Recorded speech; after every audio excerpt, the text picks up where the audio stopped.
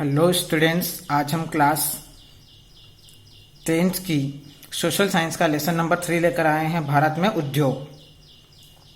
मनुष्य अपनी विविध आवश्यकताओं की पूर्ति हेतु कुछ वस्तुएं प्रकृति से सीधे प्राप्त करता है, कुछ प्रकृति के सहयोग से पैदा करता है तथा कुछ वस्तुओं का प्राकृतिक कारकों के सहयोग से निर्माण करता है। मनुष्य का वस्तु निर्माण करने का कार्य क्या कहलाता है? उद्योग कहलाता है। मनुष्य अगर अपनी आवश्यकताओं की पूर्ति करने के लिए कुछ चीजें वस्तु या तो प्रकृति से प्राप्त करता है या फिर अपनी जो प्राकृतिक कारक है उनसे नए वस्तुओं का निर्माण करता है। तो जो मनुष्य होता है उसका अपने वस्तु निर्माण करने का जो कार्य होता है वह उद्योग कहलाता है। उद्योग की इस प्रक्रिया में मनुष्य कच्चे माल का उपयोग कर श्रम, शक्ति व तकनीक के माध्यम से आवश्यकतानुसार पक्का माल तैयार करता है। कच्चे माल के इसी रूपांतरण से विभिन्न उपयोगी वस्तुएं निर्मित होती है, जैसे मिट्टी या धातु से बर्तन, गन्ने से गुड़ या चीनी आदि।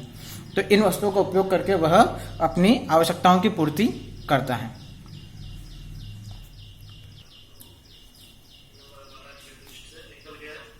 स्वतंत्रता प्राप्ति के बाद सन 1948 में भारत की औद्योगिक नीति की घोषित की गई, यानी कि जो उद्योग धंधे से जो संबंधित नीतियां हैं वह सन आजादी के बाद 1948 में यह नीति घोषित की गई थी कि उद्योगों को राजकीय और निजी क्षेत्रों में विकसित किया जाएगा। साथ ही साथ उद्योगों के विकास हेतु औद्योगिक नीति में सरकार द्वारा समय समय पर परिवर्तन किए जाते हैं। भारत की नवीनतम उदारीकरण की आर्थिक नीति देश में देशी विदेशी निवेशकों हेतु उद्योग लगाने के मार्ग खोल दिए गए हैं। अब जैसे इसके साथ ही साथ फलतः बहुराष्ट्रीय कंपनियों की उद्योग जगत में सहभागिता बढ़ी है और भारत विश्व अर्थव्यवस्था में एक औद्योगिक देश के रूप में उभर रहा है। सूती वस्त्र के कुछ कारखानों में केवल सूत काटने का, कुछ में कपड़ा बुनने का तथा कुछ में बुनने का कार्य किया जाता है। वर्तमान युग में औद्योगिक विकास पर ही आर्थिक विकास निर्भर है। आर्थिक विकास से मनुष्य के जीवन स्तर में सुधार होता है तथा राष्ट्र मजबूत होता है। हमारे देश में औद्योगिक विकास के लिए निम्नलिखित परिस्थितियां उपलब्ध है। औद्योगिक विकास धंधे के लिए क्या जरूरी चीजें चाहिए वो देखिए। धरातलीय दशाएं उद्योगों की स्थापना के अनुकूल है। अधिकांश प्रदेशों में जलवायु दशाएं सामान्य है। साथ ही साथ देश में सस्ता श्रम उपलब्ध है, यानी कि मजदूर लोग आसानी से मिल जाते हैं। खनिज, वन, कृषि आधारित कच्चे माल पर्याप्त मात्रा में उपलब्ध है। साथ ही साथ परिवहन तंत्र का फैलाव समुचित है। हम कहीं पर भी अपने माल को ले जाकर बेच सकते हैं और साथ ही हम ला भी सकते हैं। साथ ही साथ छठा पॉइंट आएगा, इसमें सघन जनसंख्या होने से विशाल बाजार उपलब्ध है। सघन जनसंख्या यानी कि बहुत अधिक जनसंख्या होने के कारण यहाँ पर बड़े बड़े विशाल बाजार भी उपलब्ध हैं, जहाँ पर जाकर हम अपनी उद्योग धंधों को लगा सकते हैं, साथ ही साथ उन्हें चला भी सकते हैं। तकनीकी एवं पूंजी का अल्प विकास भारतीय औद्योगिक प्रगति की मुख्य बाधाएं हैं। भारत सरकार औद्योगिक विकास की दिशा में सजग है तथा इसके लिए निरंतर सकारात्मक कदम उठा रही है। भारत में उद्योगों के प्रकार, भारत में कितने प्रकार के उद्योग हैं वो इसके बारे में हम पढ़ेंगे। उद्योगों का विभाजन स्वामित्व, उपयोगिता, आकार, तैयार माल की प्रकृति तथा कच्चे माल के आधार पर किया जा सकता है। स्वामित्व के आधार पर उद्योग 4 प्रकार के होते हैं। पहला हो जाएगा निजी उद्योग, जो व्यक्तिगत स्वामित्व में होते हैं। निजी उद्योग यानी कि इंसान जब अपना उद्योग धंधा खुद चलाता है तो उसे निजी उद्योग के रूप में कहेंगे। सरकारी उद्योग, जो सरकार के स्वामित्व में होते हैं, यानी कि सरकार जिनको चलाती है या जो नियंत्रण करती है। सहकारी उद्योग, जो सहकारी स्वामित्व में, सहकारी संस्थाएं वगैरह जो होती हैं वे इस प्रकार के उद्योग चलाते हैं। और मिश्रित उद्योग, जो उपयुक्त में से किन्हीं 2 या अधिक के स्वामित्व में होते हैं, मतलब इन दोनों या तो निजी सरकारी हो या सरकारी सहकारी हो या निजी सहकारी हो, ऐसे उद्योगों को हम मिश्रित उद्योग कहते हैं।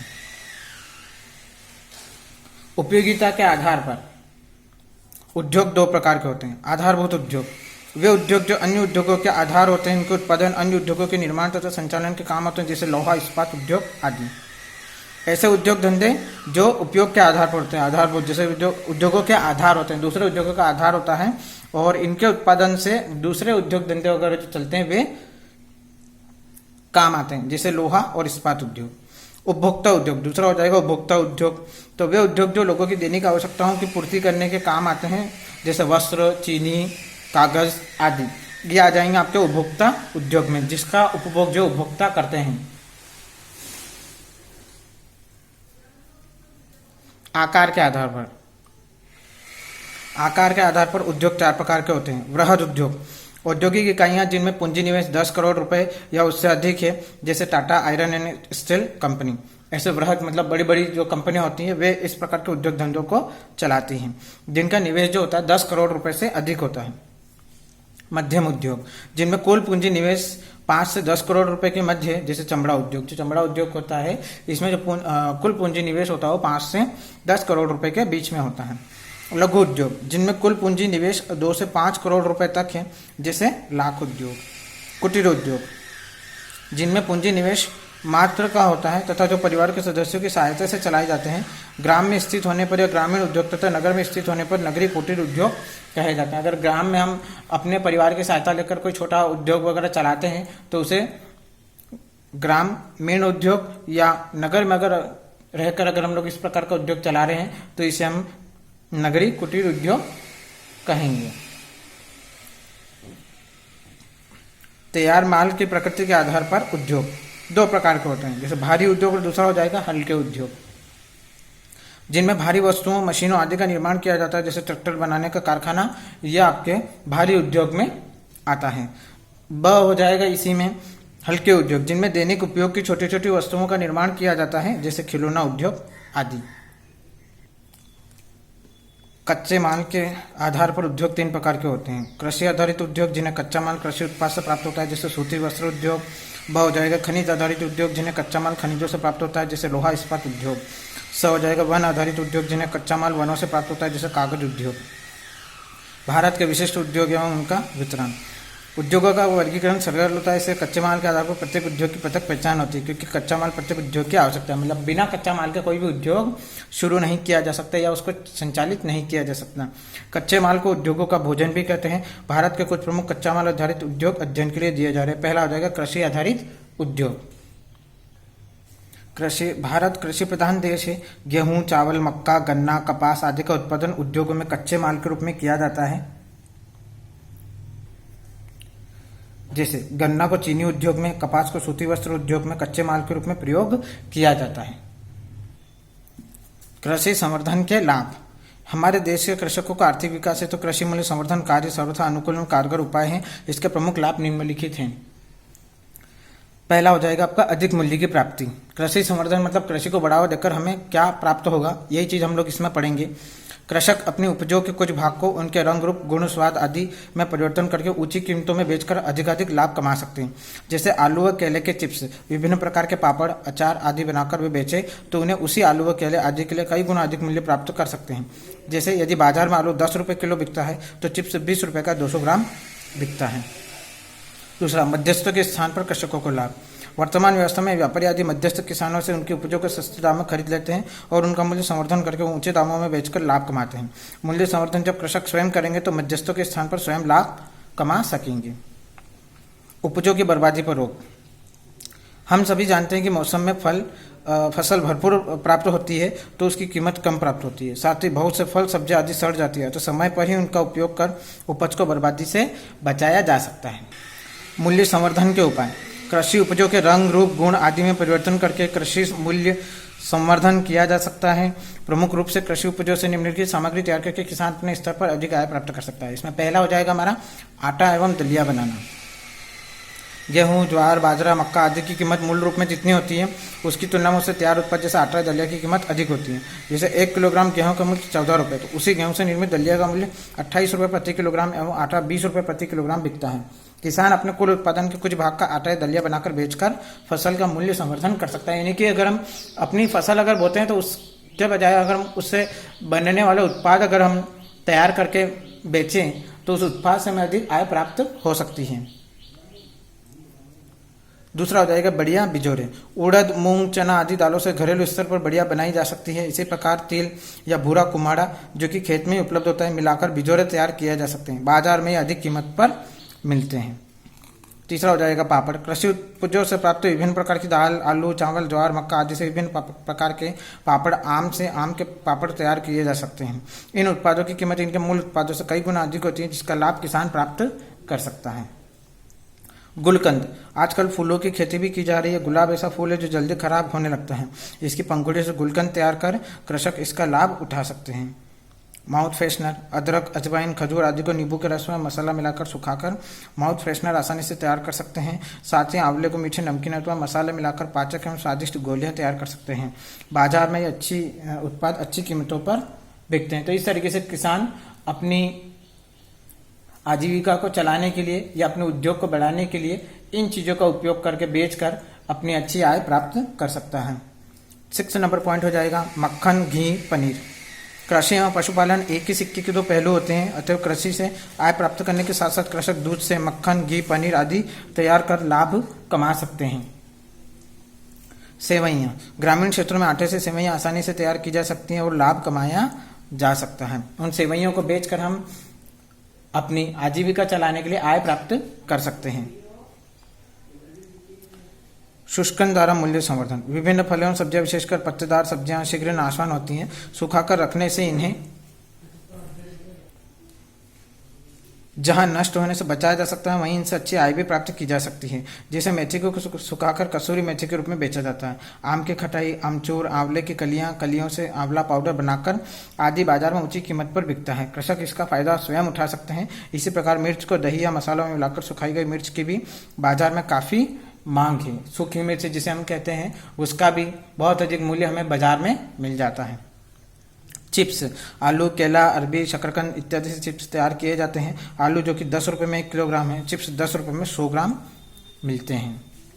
सॉस, केचप, चटनियाँ, खेत में विभिन्न प्रकार की सब्जियां उगाई जाती हैं जिनसे सॉस, केचप, विभिन्न प्रकार की चटनियाँ बनाई जाती हैं। इनको तैयार करने में लागत बहुत कम आती है किंतु इनसे अच्छी कीमत प्राप्त होती है।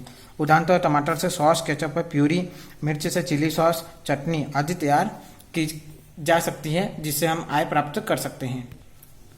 अचार, किसान अपनी उपलब्धता अनुसार फल एवं सब्जियों का अचार जैसे आम, आंवला, मिर्च, नींबू, जिमीकंद, कटहल, गोभी, मूली, गाजर आदि का मिक्स अचार तैयार करके बेचकर अधिक मुनाफा कमा सकता है। जैम, जेली, मुरब्बे, आजकल जैम, जेली और मुरब्बे एक लोकप्रिय उत्पाद हैं। इन्हें ग्रामीण स्तर पर भी तैयार करके पर्याप्त लाभ कमाया जा सकता है।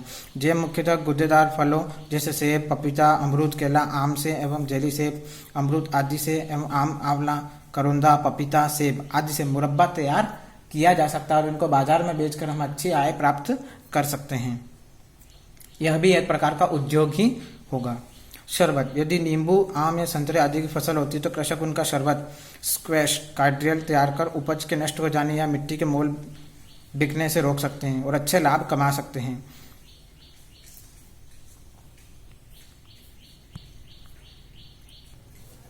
सूती वस्त्र उद्योग, सूती वस्त्र उद्योग भारत का सर्वाधिक संगठित तथा सबसे महत्वपूर्ण उद्योग है। उत्पादन क्षमता की दृष्टि से इस उद्योग में 1866 मिलें हैं जिनमें 82% मिलें निजी स्वामित्व की है, 10% मिल सरकारी स्वामित्व में तथा 8% मिल सहकारी स्वामित्व में संचालित है। आधुनिक उद्योग के रूप में सूती वस्त्र का प्रथम कारखाना सन 1818 में कोलकाता में स्थापित किया गया था किंतु सफल न हो सका। भारत का आधुनिक प्रथम सफल कारखाना सन 1851 में मुंबई में खोला गया जिसके संस्थापक श्री नानाभाई डाबर थे। मुंबई में इस उद्योग के सर्वप्रथम विकसित होने के कारण मुंबई को सूती वस्त्र की राजधानी कहा गया, जबकि बाद में उद्योग के अहमदाबाद नगर में केंद्रीकृत होने से उसे भारत के मैनचेस्टर की संज्ञा प्रदान की गई। सूती वस्त्र उत्पादन में स्वतंत्रता प्राप्ति के बाद तीव्र वृद्धि हुई है। देश में सूती वस्त्र उत्पादन 1950-51 में 421.5 करोड़ वर्ग मीटर था जो 2005-06 में 4957.7 करोड़ वर्ग मीटर में हो गया है। सूती वस्त्र उद्योग का वितरण और सूती वस्त्र उद्योग कहाँ कहाँ चलाया जाता है इसके बारे में बच्चों हम पढ़ेंगे। सूती वस्त्र उद्योग में कच्चे माल के रूप में कपास का प्रयोग होता है, अतः कपास उत्पादक क्षेत्र इस उद्योग के लिए उपयुक्त है। साथ ही आर्द्र जलवायु में भी यह उद्योग सफल होता है। फलतः भारत के अधिकांश क्षेत्र समुद्र तटीय और कपास उत्पादक क्षेत्रों में केंद्रित हैं। प्रमुख उत्पादक राज्य निम्नलिखित हैं। महाराष्ट्र, वस्त्र उत्पादन में भारत में महाराष्ट्र प्रथम स्थान पर है। यहाँ सूती वस्त्र की कुल 119 मिलें हैं जिनमें से 101 में कताई और बुनाई दोनों कार्य किए जाते हैं। शेष 18 मिल केवल सूत कताई का कार्य करती है। मुंबई यहाँ का प्रमुख औद्योगिक केंद्र है। यहाँ 54 सूती वस्त्र मिल है। इस राज्य में सूती वस्त्र के अन्य केंद्र शोलापुर, पुणे, नागपुर, वर्धा, अमरावती, अकोला, औरंगाबाद आदि स्थानों पर हैं। गुजरात, इसका दूसरा स्थान है। यहाँ के 118 मिलों में से 24 कताई बुनाई की तथा 24 कताई की मिलें हैं। अहमदाबाद इस राज्य का ही नहीं बल्कि संपूर्ण देश का सर्वश्रेष्ठ सूती वस्त्र औद्योगिक केंद्र है। इस नगर में 69 मिले हैं। इस राज्य में अन्य सूती वस्त्र उद्योग केंद्र बड़ोदरा, भरूच, सूरत, भावनगर, राजकोट आदि हैं। तमिलनाडु सूती वस्त्र उत्पादन में यह राज्य देश में तीसरे स्थान पर है। यहाँ इस उद्योग की छोटी छोटी मिलें हैं जिनकी संख्या 439 है। अधिकांश मिलें सूत कताई का कार्य करती हैं। इस राज्य में इस उद्योग की स्थापना का श्रेय विद्युत उत्पादन को है। कोयम्बटूर यहाँ का प्रमुख सूती वस्त्र उद्योग केंद्र है, जिसे दक्षिण भारत का मैनचेस्टर कहा जाता है। राज्य में अन्य केंद्र मदुरई, चेन्नई, तिरुवेल्ली, सेलम, पेराम्बूर आदि हैं। इसके अलावा पश्चिम बंगाल में हावड़ा और श्रीरामपुर प्रमुख केंद्र है। उत्तर प्रदेश में कानपुर राज्य का सबसे बड़ा सूती वस्त्र उद्योग केंद्र है, जिसे उत्तर भारत का मैनचेस्टर कहा जाता है। अन्य केंद्र वाराणसी, आगरा, हाथरस, मुरादाबाद, रामपुर, लखनऊ आदि हैं। मध्य प्रदेश में प्रमुख सूती वस्त्र उद्योग के केंद्र ग्वालियर, इंदौर, उज्जैन, सतना, जबलपुर, भोपाल, रतलाम तथा देवास हैं। कर्नाटक में मैसूर, बेंगलोरपल्ली, चित्रदुर्ग तथा तेलंगाना और आंध्र प्रदेश में हैदराबाद, वारंगल, गुंटूर, सिकंदराबाद, केरल में कन्नूर, तिरुवनंतपुरम, अनंतपुरम, तो राजस्थान में जयपुर, किशनगढ़, भीलवाड़ा, अजमेर प्रमुख केंद्र हैं। भारत के प्रमुख सूती वस्त्र उद्योग दिए गए जो मानचित्र में दर्शित हैं।